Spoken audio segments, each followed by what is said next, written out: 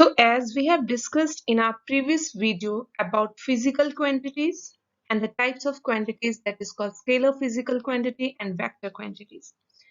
So I hope physical quantity term is clear to you, that any quantity which can be measured in numbers are known as physical quantities. So on that behalf, we have done scalar and vector.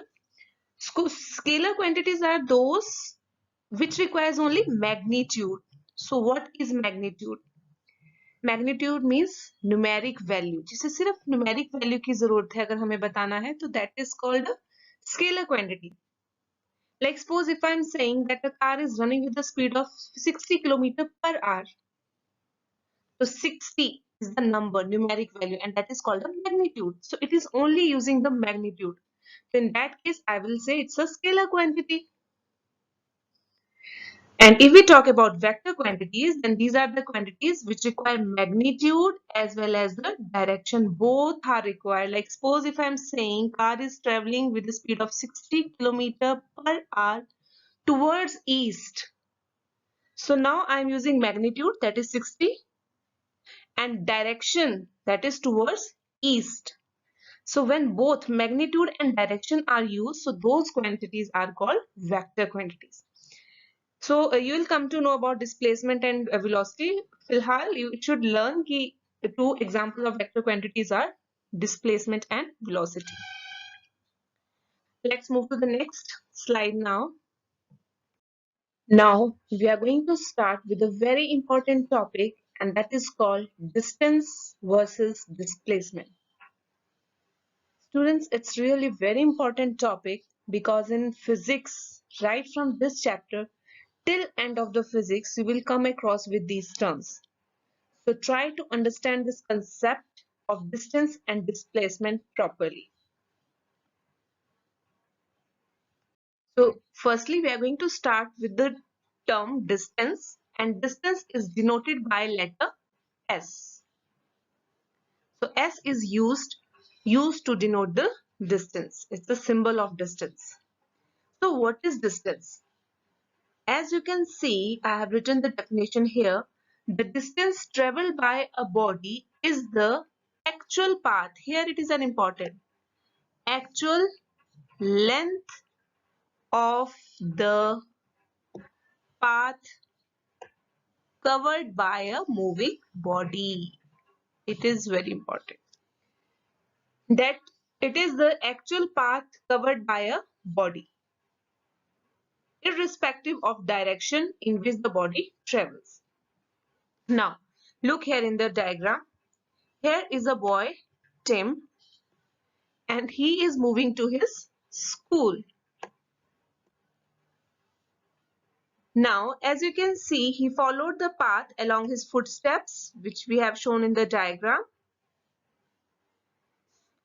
So the distance that covered by the Tim is 4 meters up to this point, and then he moved towards north, covering a distance of 3 meters. And in this way, he reached the school. So this is the actual path covered by the Tim to reach the school. So if we talk about what is the length of this path, so you can see, or you can easily tell, here it is 4 meters, and then he moved along the north side and covers a distance of 3 meters. So total becomes 4 plus 3, that is 7 meters. So the distance covered by Tim is 7 meters. And here we have written that irrespective of the directions, means distance does not depend on direction. I need not to suppose to give the direction. I have simply say that Tim has covered a distance of 7 meters. That's it. So this is called the distance. Now let us move to our next term, that is called displacement. So displacement is denoted by S. As we show the distance with the S, the only difference is कि S के ऊपर we also show a arrow. Now here arrow means it also have direction. Now let us try to understand the concept of displacement. When a body moves from one point to another, the shortest and the straight distance. Now here it is an important point to note. The shortest and the straight distance between initial position and the final position. Now what does it mean? Like here in this diagram, when the Tim was moving from this position to school, he covers a distance of 7 meters. But if I say what is the displacement? Displacement means shortest and the straight path.